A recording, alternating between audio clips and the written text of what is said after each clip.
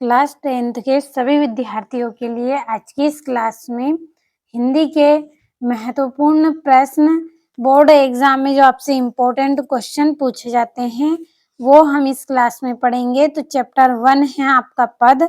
इसके ऐसे प्रश्न पढ़ेंगे जो हर साल एग्जाम में आपसे पूछे जाते हैं। तो वीडियो में आप लास्ट तक बने रहें, पूरा वीडियो आप देखें ताकि आप इन इम्पोर्टेंट प्रश्नों को अच्छे से कंप्लीट कर सके। तो पढ़ते हैं सबसे पहले प्रश्न को। आपका पहला प्रश्न है, गोपियों द्वारा उद्धव को भाग्यवान कहने में क्या व्यंग निहित है? क्या है आपका प्रश्न? गोपियों द्वारा उद्धव को भाग्यवान कहने में क्या व्यंग निहित किया गया है? दूसरा है, उद्धव के व्यवहार की तुलना किन किन से की गई है? दूसरा प्रश्न क्या है? उद्धव के व्यवहार की तुलना किन किन से की गई है, यह आपको बताना है। तो ये आपके दो प्रश्न हैं। अगला प्रश्न है आपका, उद्धव द्वारा दिए गए योग के संदेश ने गोपियों की विरह अग्नि में घी का काम कैसे किया? क्या है तीसरा प्रश्न आपका? उद्धव द्वारा दिए गए योग के संदेश ने, यानी कि उद्धव ने जो योग का संदेश दिया था उसने गोपियों की विरह अग्नि यानी कि जो वे दूर हुई थी कृष्ण से, उसमें घी का काम कैसे किया, यानी कि घी डालने का काम कैसे किया?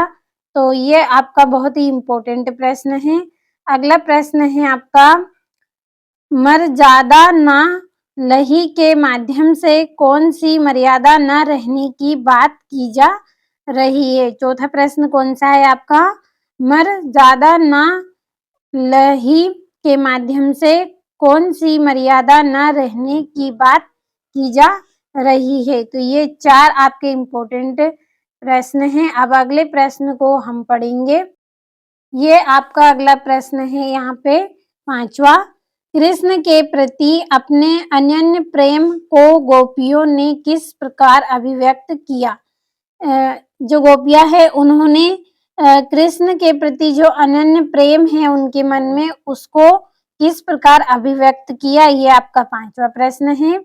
छठा प्रश्न है, गोपियों ने उद्धव से योग की शिक्षा कैसे लोगों को देने की बात कही है? जो गोपियां है उन्होंने उद्धव से योग की शिक्षा कैसे लोगों को देने की बात कही है?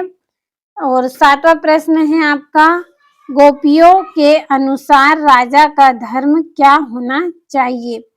क्या है अगला प्रश्न कि गोपियों के अनुसार राजा का धर्म क्या होना चाहिए? तो ये आपका 7वां प्रश्न है। इस क्लास में मैंने इम्पोर्टेंट आपको कुल 7 प्रश्न बताए हैं। अगर आप इनके आंसर भी पढ़ना चाहते हैं, जब आप बोलोगे, जब मैं आपको इनके आंसर भी बताऊंगी, जब तक आप प्रश्नों को ही अच्छे से कंप्लीट करें। इनके आंसर भी मैंने तैयार कर लिए हैं, लेकिन जब आप मुझे बोलोगे कि इनके आंसर भी हमें चाहिए, तभी मैं आपको इनके आंसर भी बताऊंगी। तो आप यहाँ से इन प्रश्नों का अच्छे से स्क्रीनशॉट ले, और ये यहाँ से है आपके ये 4 प्रश्न, तो इनका भी आप अच्छे से स्क्रीनशॉट ले यहाँ से, और ये यहाँ से है। तो आज की इस क्लास में हमने कुल 7 इम्पोर्टेंट प्रश्न पढ़े हैं।